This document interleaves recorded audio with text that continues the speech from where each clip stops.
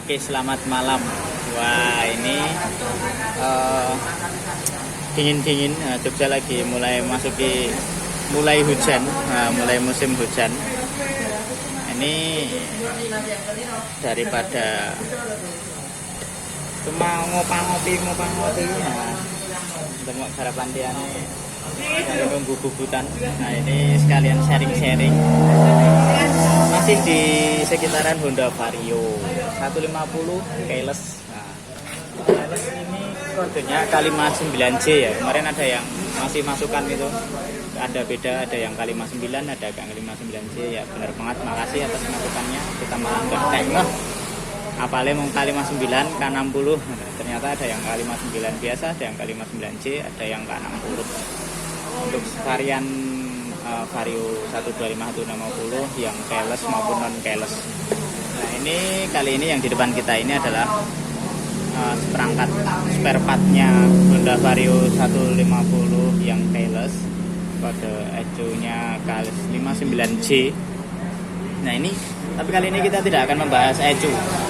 Nah, kali ini kita mau membahas mengenai how to make radiator eksternal on motorcycle Honda Vario 150 keyless. Wah, ini cukup menarik karena kemarin kalau yang untuk NMAX mungkin teman-teman udah banyak yang tahu ya, karena di Berkah Midas, NMAX Berkah Midas kita itu juga radiator eksternal. Bagaimana cara gawe ini, ngakal-ngakal ini kemarin kita juga udah sharing. Nah, ini kali ini kita sharing mengenai bagaimana cara membuat radiator eksternal Honda Vario 150 keyless. Nah, apa saja yang perlu disiapkan dan bagaimana cara-caranya?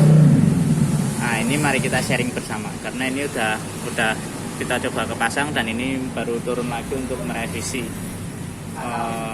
merevisi kompresinya. Nah, ini mumpung turun jadi bisa mereteli, bisa kena ke daleman-dalemannya apa saja yang diakal-akali. Nah, untuk yang pertama mungkin teman-teman owner Vario yang pengen di eksternal water pumpnya radiator yang perlu disiapkan adalah yang pertama water pump eksternalnya. Nah, ini di sini ada water pump eksternalnya SPS. Water pump eksternal pakai SPS. Mungkin jika mau yang lebih hemat ada yang merek lain atau yang jenis lain. Nah, itu terserah teman-teman. Tapi kalau kita menggunakannya SPS ya memang agak mahal dikit tapi lumayan kuat dan awet. Lalu satu water pump eksternal, lalu yang kedua radiator. Yang perlu teman-teman siapkan adalah radiator. Kali ini biasanya yang di Berkah Midas kemarin radiatornya pakai GSX ya, Suzuki GSX. Tapi kalau untuk ini kita menggunakan radiatornya MX King. Ini radiatornya MX King.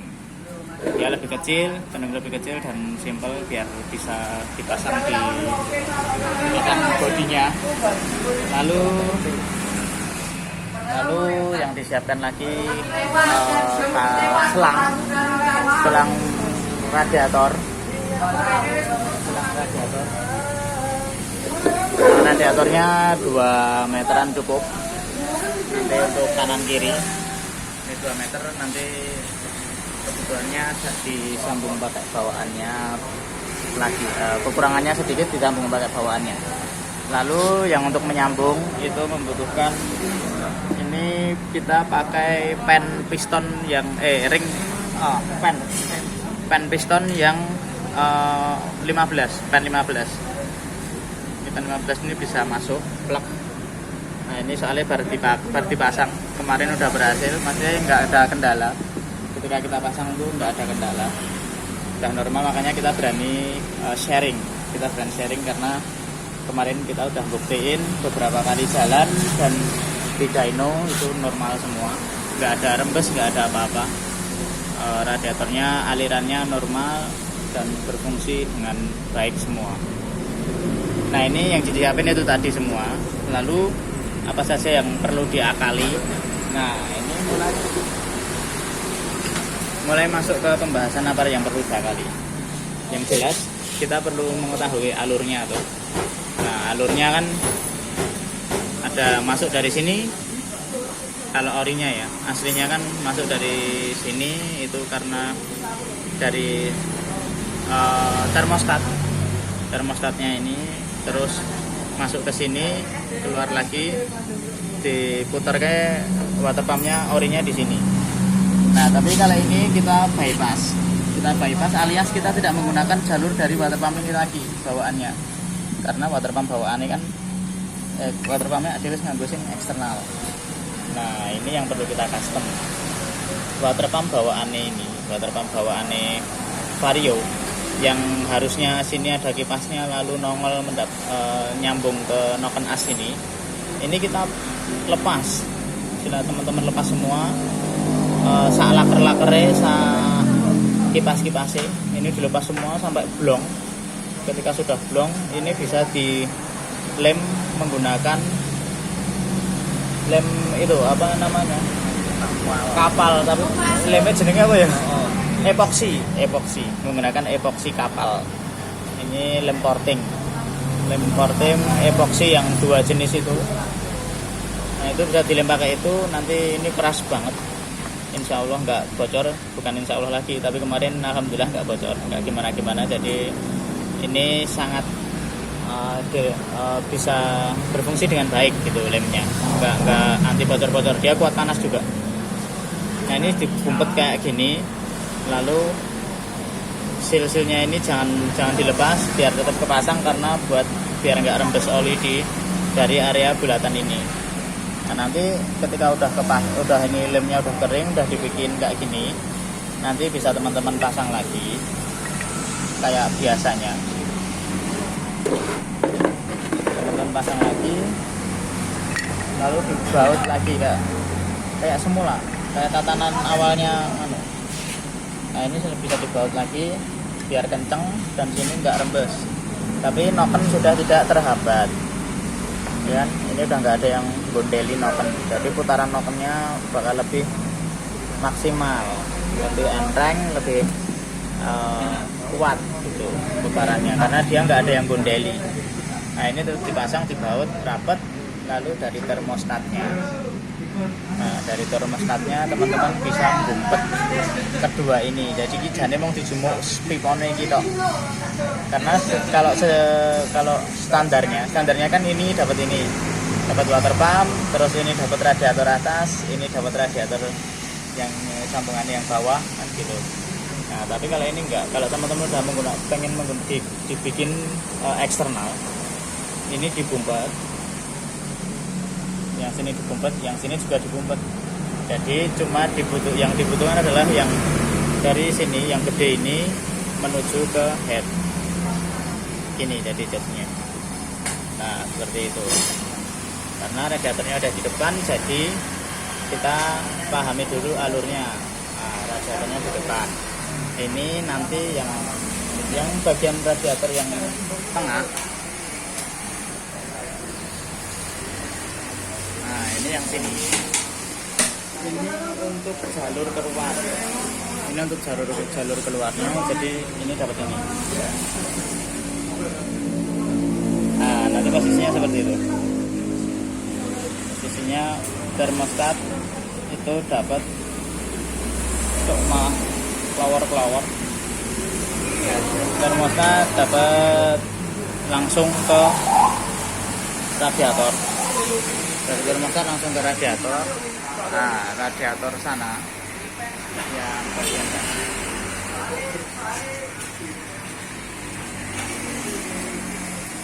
Yang sini langsung dapat water pump dulu, dapat SPS-nya, water pump eksternalnya.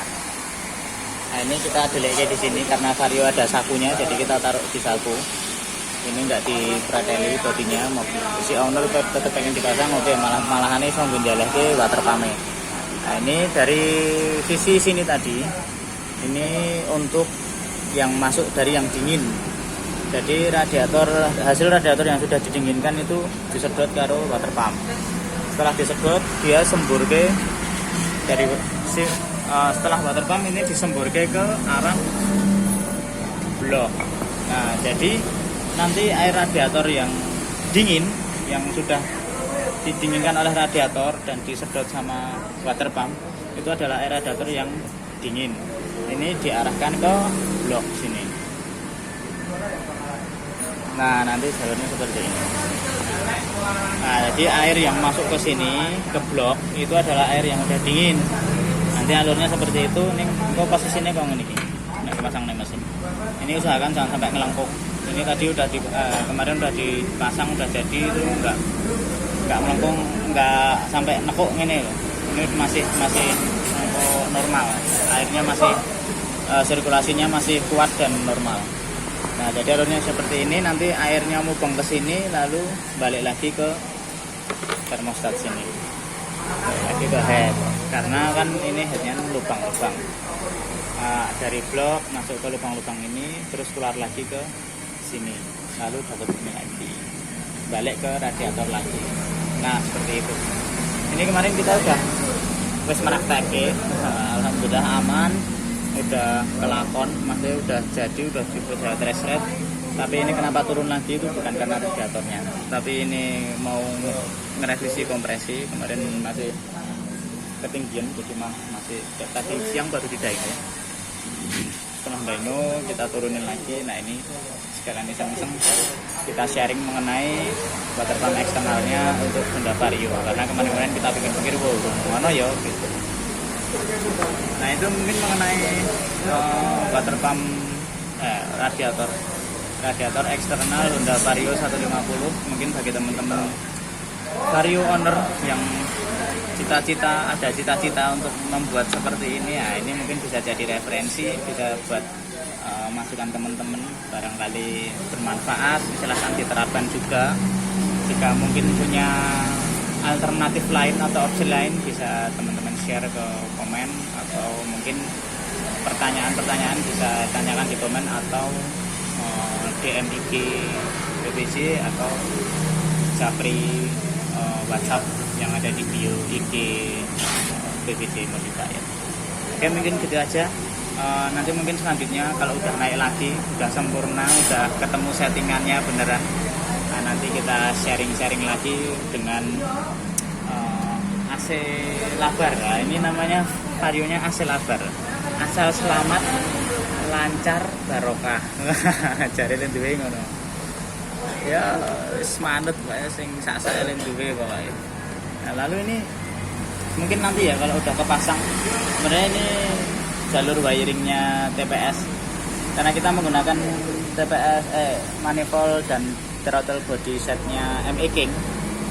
Nah, seperti yang udah kita review kemarin. Nah, ini udah soket TPS-nya udah bukan Honda lagi, teman-teman mungkin yang tahu. Ini soket TPS-nya Mio J atau NMAX atau ME King. Nah, sama, atau Fiction. Ini sama, jadi udah kabel 5.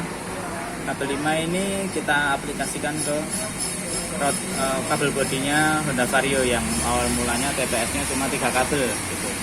Nah, ini mana saja yang digunakan, nanti kita ketemu di video part selanjutnya. Ini udah fungsi karena motornya wis dicoba, wis urip, wis melayu, wis jerantal, wis iso didaino tadi siang. Itu normal, TPS-nya udah baca akurat, buka tutupnya normal akurat. Nah, nanti iki meh tak bahas sisan, tapi PP karo motorean ora kepasang, kok malah nggak bisa komplit yang jelasin, atau kita yang sharing malah iso komplit karena iso duduki karo nilai kalibrasi ini. Jadi besok aja next video mengenai Vario AC Labar ini kita review semua dan review jalannya atau larinya atau suaranya beserta wiringnya. Nanti jika saya lupa silahkan diingatkan. Mungkin itu saja, kita jumpa di, semoga ini Varionya segera kerakit lagi, boleh bubut bisa lebih cepat biar cepat jadi lagi. Kemudian kita ketemu di part-part yang menarik mengenai Vario 150 AC Labar ini. Itu aja, terima kasih, selamat malam.